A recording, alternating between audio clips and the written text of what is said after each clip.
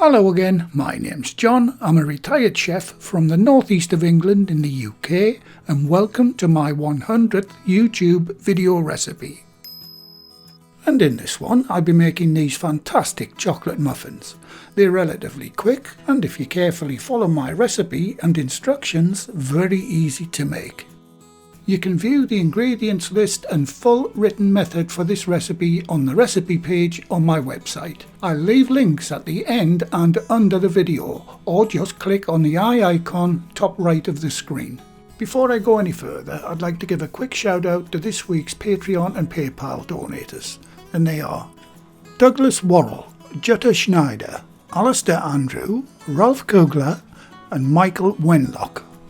And once again, please support my Patreon appeal, or you can make a one-off donation using my PayPal page. It really does go a long way towards ingredients and production costs, as every penny pledged goes back into my videos. And whether you've donated or not, thanks again for your wonderful support in watching the channel.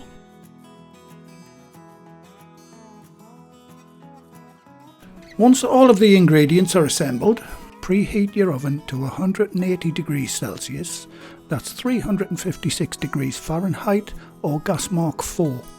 I'm setting mine to 160 Celsius as my oven is fan assisted and it runs about 20 degrees Celsius hotter than indicated on the dial. First off, you'll need to prepare a muffin tin. You can grease the cups if you want and bake them directly in the tin, but I'll be using these medium-sized paper muffin cases. All you need to do is pop one in each cup. Right, onto the recipe. I'll start by creaming the butter and caster sugar together. I'm using my homemade unsalted butter in this recipe. If you want to know how it's made, check out my video.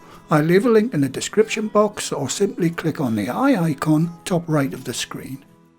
Make sure your butter is at room temperature, soft like this, where it's still holding its shape but not melted. Now add the caster sugar and cream the two together using a whisk. You can use a machine to do this part, as it takes about 3 minutes in real time. But when it comes to folding in the dry ingredients and the milk, that part is best done by hand.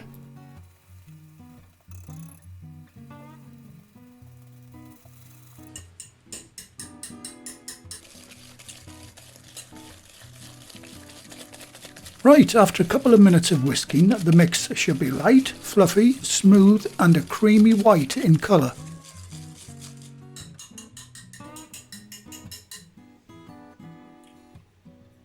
This next part is important, whether you're using a machine or mixing by hand. Add the 3 medium-sized beaten eggs in 3 or 4 stages and whisk the mix until it's light and fluffy each time. If you try to add the eggs all at the same time, I pretty much guarantee it'll split and become grainy. It's not the end of the world if that happens, but these rise much better doing it this way.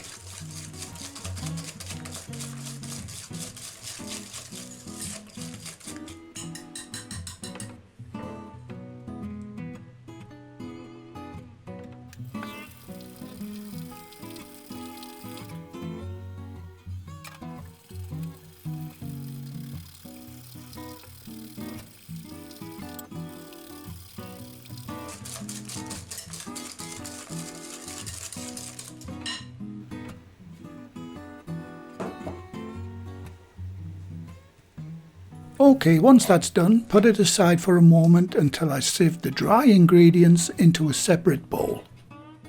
Sifting the dry ingredients adds a little air to the mix, but the main objective is to get rid of any lumps, especially in the cocoa and baking powders. Don't forget, if you're using all-purpose or plain flour, you need to add an extra 2 teaspoons of baking powder to the recipe. Just push any lumps through with your fingers and mix the dry ingredients together using a whisk or a spoon.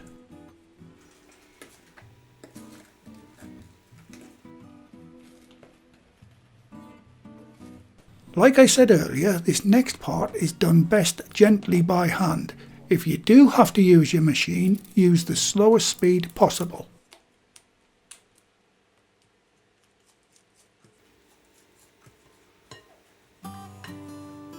Now you need to add the dry ingredients and the milk in 2 separate stages, folding it together using a spatula until you end up with a light and fluffy batter.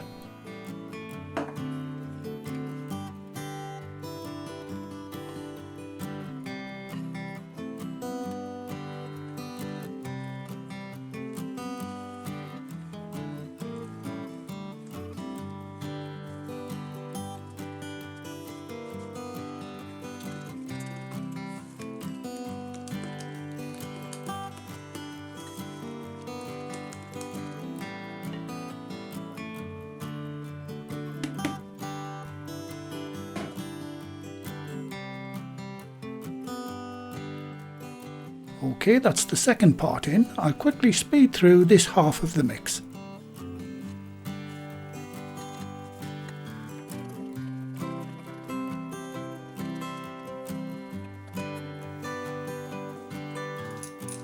The last thing to do is to gently fold in the chocolate chips. I'm using plain dark chocolate chips for the main mix. You may know that as semi-sweet, and I'll be adding milk chocolate chips to the tops.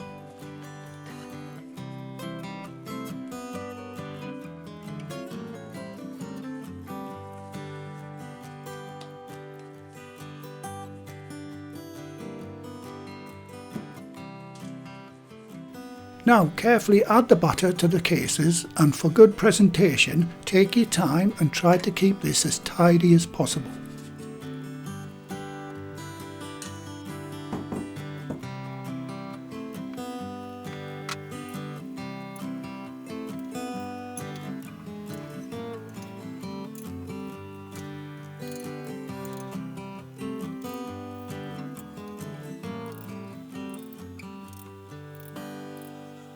I normally put 2 dessert spoons in each cup, and if there's any left at the end I just share it out. This recipe does 12 medium-sized muffins. And the last thing to do is to place a few chocolate chips on the top.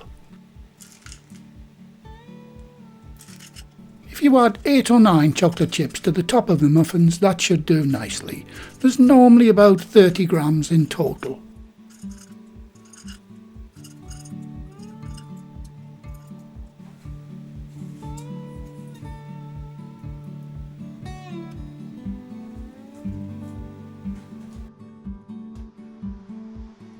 Now it's time to get them into the preheated oven and set your timer for 25 minutes.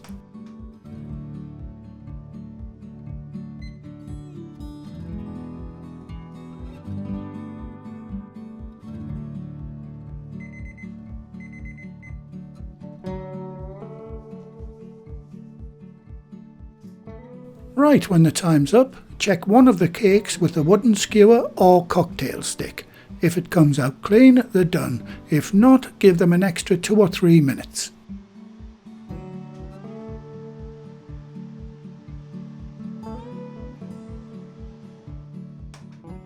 And mine's done, so I'll place the whole tin on a wire rack and just leave it there for 10 minutes.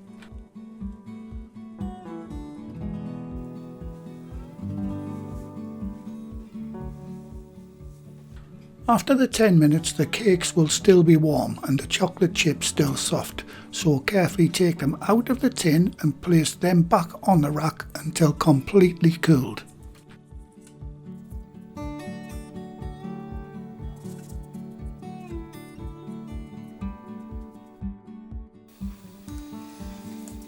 Right, after 30 minutes these are ready to eat. I've done a couple of batches, and as you can see I used white chocolate chips for some of them. It's entirely up to you whichever ones you use. Okay, I'll break one of them open so you can see this wonderful muffin texture inside. They also smell divine. Unfortunately I can't have any chocolate products, so I can't do a taste test today. But I've been making these for many years at work, and I can assure you my old customers will agree these are absolutely delicious.